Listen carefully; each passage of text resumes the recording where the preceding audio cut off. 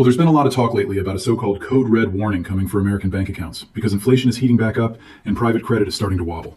So in this video, we're going to separate fact from fiction, and you are going to walk away feeling a lot smarter and a lot more confident about what is actually happening. And since this is Sunday, April 12th, New York time, go ahead and let me know in the comments what day and date you're watching from. And one quick thing, if you value straight talk without the panic, subscribe and comment RJohnAG so I know you're with me. Now, in case you have seen some of the claims flying around, this is the basic idea people are pushing. They are saying one of the most powerful bankers in America just sent out a warning that inflation could flare up again, private credit could crack, and the thing sitting underneath all of that is a threat to your savings, your bank account, and the entire financial system. It sounds dramatic, it sounds personal, and on the surface, it sounds a little bit terrifying. A lot of that story is built around a real document. That part is true. There really is a long annual shareholder letter. It really did come out at the start of this past week. It really was written by the chief executive of the biggest bank in the country. And yes, it really does talk about inflation, private credit, global tensions, stretched asset prices, sovereign debt, trade friction, and a bunch of other risks that could matter a lot in the months ahead. So when people hear that, they jump straight to the worst case conclusion. They think, okay, if the biggest bank boss in the country is warning about inflation and hidden credit stress, then maybe the danger is already right under our feet. Maybe this is the early signal that something much bigger is about to break. Maybe this is the kind of thing regular people only understand after the damage is already done. But when you take the whole thing apart piece by piece, the picture is much more specific than that, and honestly, a lot more useful. First of all, yes, the inflation warning is real. He really did say inflation could be the skunk at the party. He really did say it could happen this year, and he really did spell out the chain reaction pretty clearly. If inflation starts moving the wrong way again instead of cooling, interest rates could stay higher or even move higher, and asset prices could come under pressure. That part is not made up. That is the real warning. And based on recently published numbers, you can see why that caught people's attention. The latest consumer price report came in hot. Headline inflation jumped sharply in March. The monthly move was unusually strong, and the yearly rate moved up a lot from where it had been. Core inflation was calmer, yes, but the headline number was not subtle. Energy did a huge amount of the lifting, and gasoline posted a stunning jump for just 1 month. So, if you were trying to understand why the inflation conversation suddenly got loud again, that is why. Then you look one layer deeper. The New York Fed's latest consumer survey showed short-term inflation expectations moving higher too. People are suddenly expecting more pressure in the near term, especially around gas. That does not mean expectations are completely unanchored. Longer-term readings were steadier. But it does mean households are feeling the squeeze again. And once people start seeing higher prices everywhere they look, that changes behavior fast. And then you have the Fed. The Federal Reserve did not cut rates in March. It left the target range where it was, in the mid-threes. And the minutes told us something important. Markets pushed out the timing of cuts, and options pricing even started showing a meaningful chance that rates could be higher early next year instead of lower. That is not the base case for everybody, but it is a real shift. A few months ago, the conversation was mostly about when easing would begin. Now the conversation is also about whether inflation could force policy to stay restrictive longer than people wanted. So far, all of this supports one thing. Inflation risk is not imaginary. It is not some internet ghost story. It is real. But here is where the story starts getting stretched. The same letter that people are using to scream code red also says something else, and this part keeps getting left out.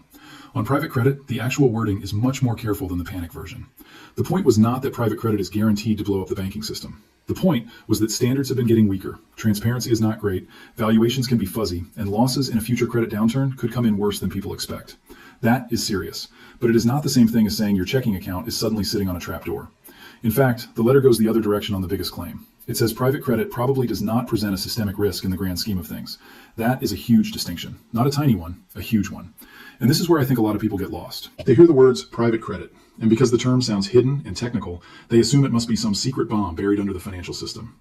But before we go any further, let's simplify what this actually is. Private credit is basically lending done outside the traditional public bond market, and often outside plain old bank lending. Instead of a company raising money through a widely traded bond or getting a classic bank loan, it borrows from a fund, a private lender, or a business development company.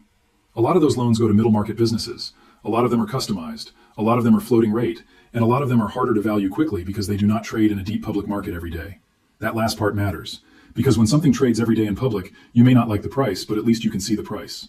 In private credit, the price is often more of an appraisal than a quote. It is more like trying to value a house in a neighborhood where not many houses have sold lately. You can make a reasonable estimate. You can even make a good one. But it is not the same thing as a live market screaming a number at you every second. That is why transparency keeps coming up. And that is why another warning this month got so much attention. A major central bank leader said private credit is fairly opaque. He said the danger with opacity is not just the first failure. The danger is what comes after the first failure. Because if one deal goes bad, investors can start asking a much uglier question. Was that one bad apple? Or are there more bad apples hiding where we cannot see them? And once people start asking that question in an opaque market, confidence can weaken faster than the underlying assets themselves. That is the real concern. Confidence. Not magic. Not conspiracy. Confidence.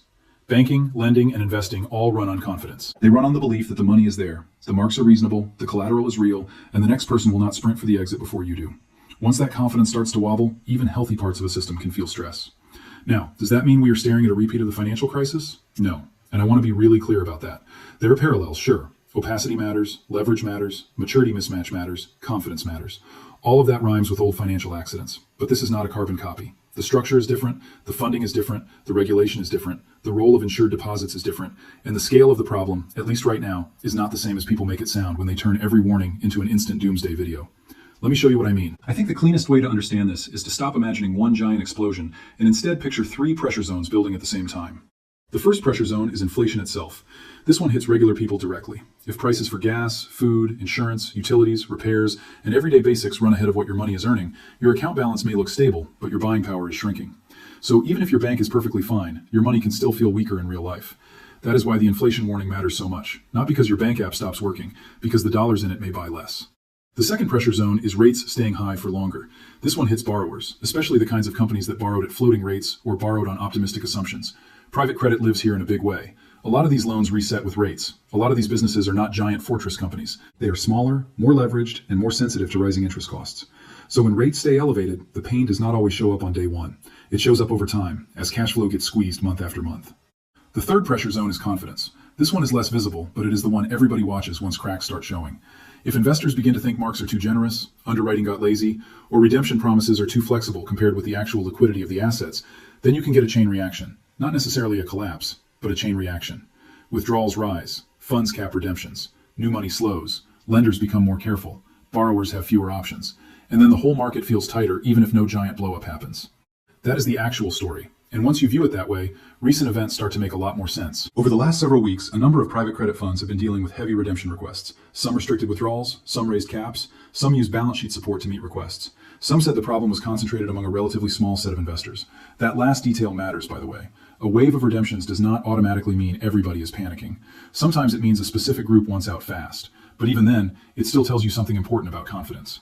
One major fund faced requests of a little over $1 billion and hit its normal threshold for limiting withdrawals. Another giant fund let investors take out a few $1 billion in one quarter and still ended up with net outflows even after fresh money came in. Another large manager limited withdrawals after what it called historic redemption demand. Yet another fund capped repurchases after requests came in at more than double its normal limit. That is not normal background noise. That is stress. And from recent market updates, the caution is not limited to one corner of the industry anymore. A major ratings firm just shifted its outlook on United States business development companies to negative. Why? Rising redemption pressure, higher leverage, weaker funding access, and concern that some of these funds are more exposed to shaky conditions than the market was admitting a few months ago. Again, that is real. That is verified. That matters. But here's the jump I do not think you should make. You should not jump from there straight to, therefore ordinary bank accounts are in immediate danger. That leap is too big. Deposit insurance still exists. Major banks are still heavily capitalized. Public officials are watching the sector closely. The Fed has been asking questions about bank exposure to private credit, yes, but top officials have also said they do not currently see the stress infecting the broader financial system as a whole.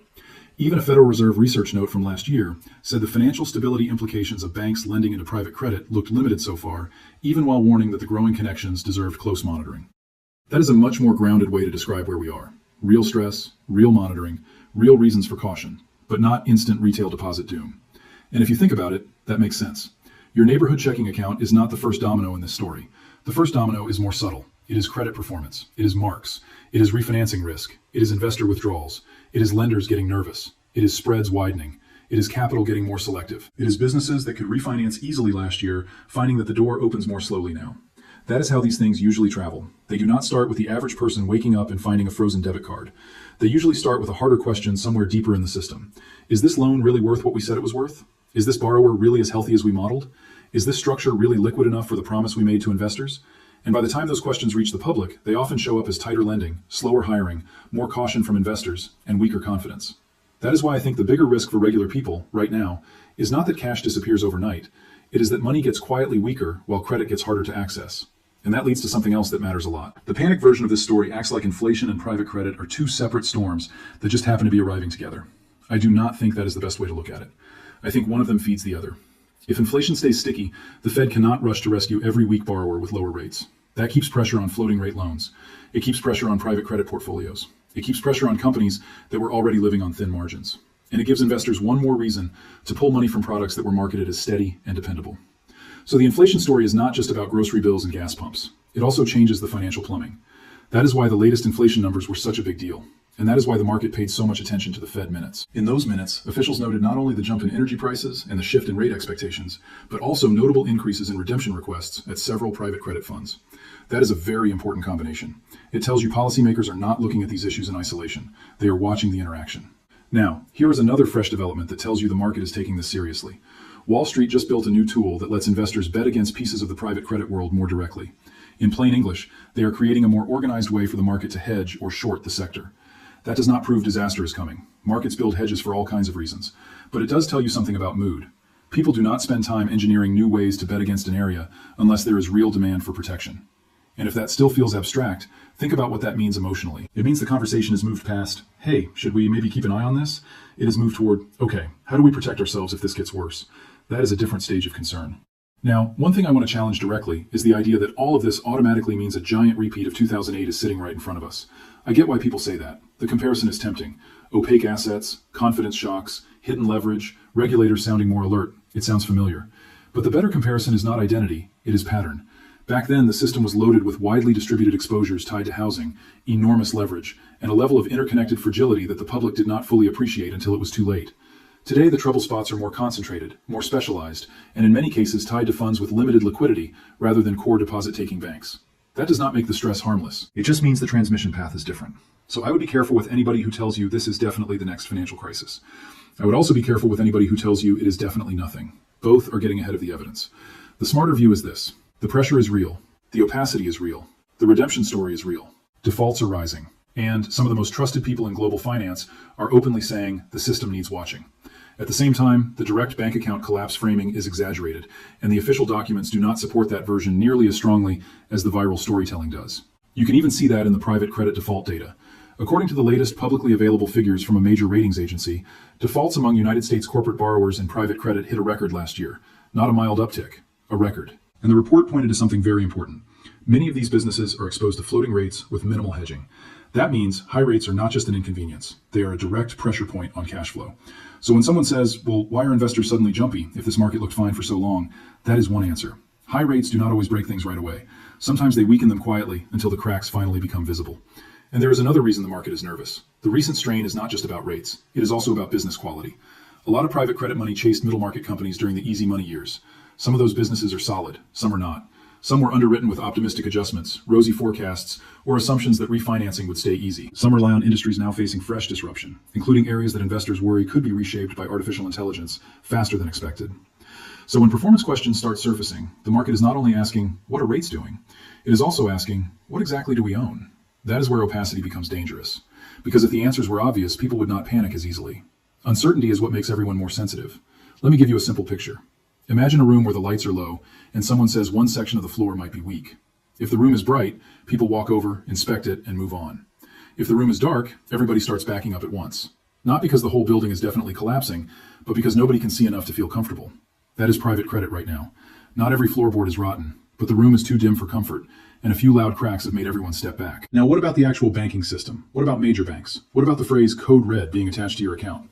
This is where we need to slow down and be honest. There are links between banks and private credit.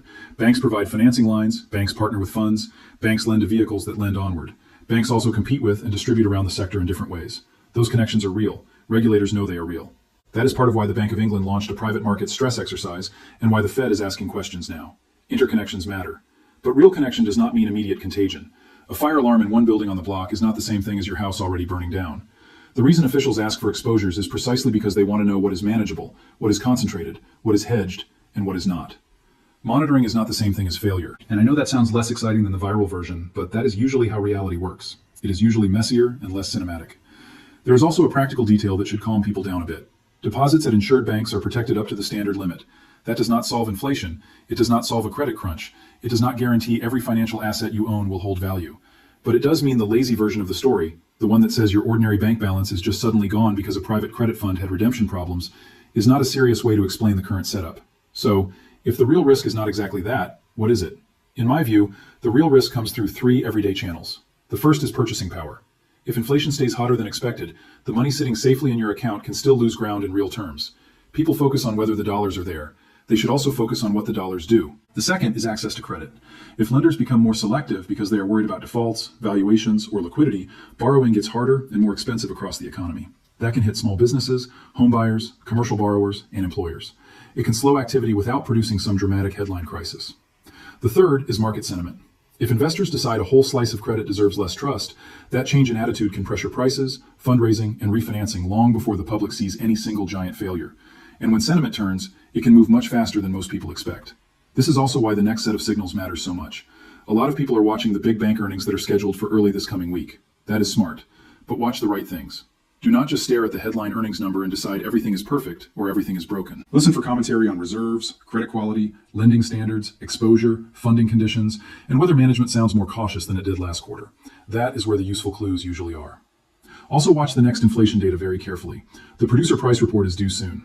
Future consumer inflation prints matter. Fuel matters. Shipping matters. Supply chain disruptions matter. If March turns out to be a one-off spike that fades, the pressure story changes. If it starts looking sticky, then the argument for higher for longer rates gets stronger, and that matters a lot for every weak borrower living on rollover risk. So where does all of this leave the average person? Not in panic mode, but definitely not asleep either. I would not treat this as a reason to run around expecting automatic financial collapse. I would treat it as a reason to get more precise about what kind of risk you are actually facing. If your concern is bank failure, understand your deposit protection, understand where your cash sits, and understand the difference between insured cash and investment products. If your concern is inflation, then the real question is whether your money is earning enough, whether your spending is under control, and whether you are too exposed to cash that is quietly losing value.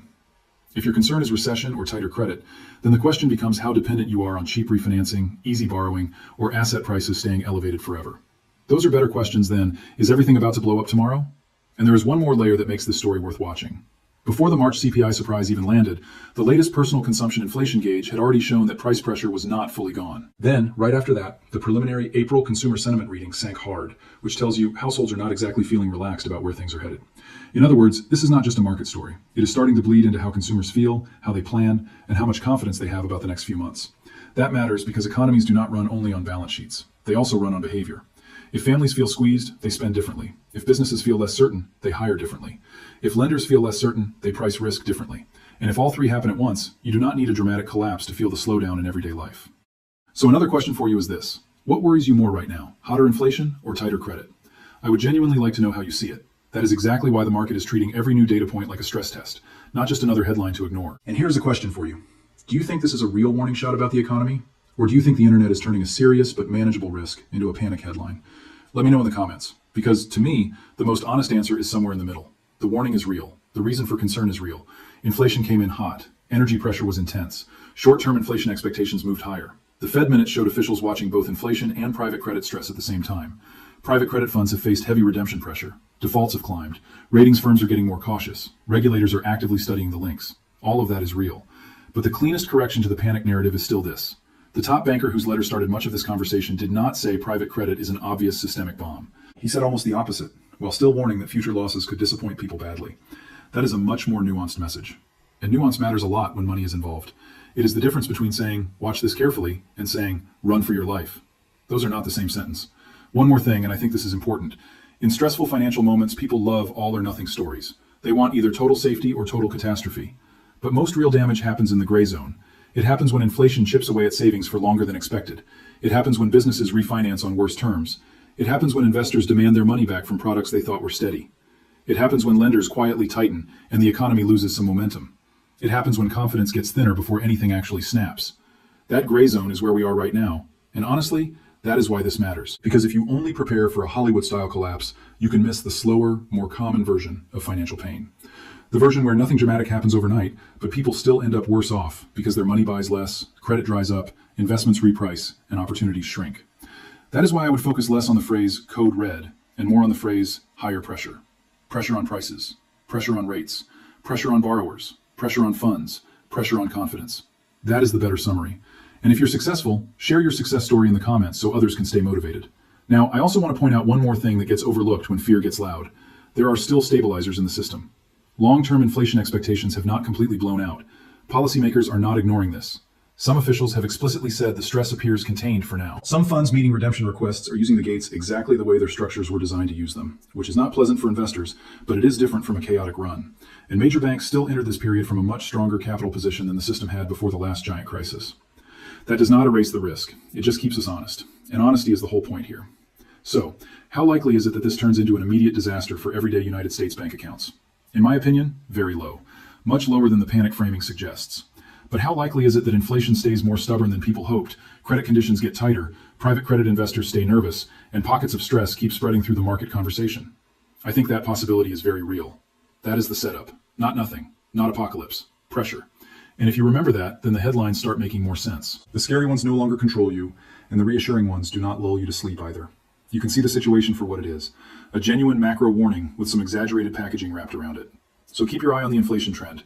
Keep your eye on funding conditions. Keep your eye on bank commentary, default trends, redemption pressure, and whether this month's stress starts calming down or starts broadening out. That is the signal. And if you found this useful, subscribe now and stay close, because the next few data releases and the next round of bank commentary should tell us a lot about whether this stays a contained stress story or becomes something more. And just to be clear, this is for education and discussion only. I am giving you my read on the data and the risks, not telling you what to buy, what to sell, or what decision is right for your personal finances.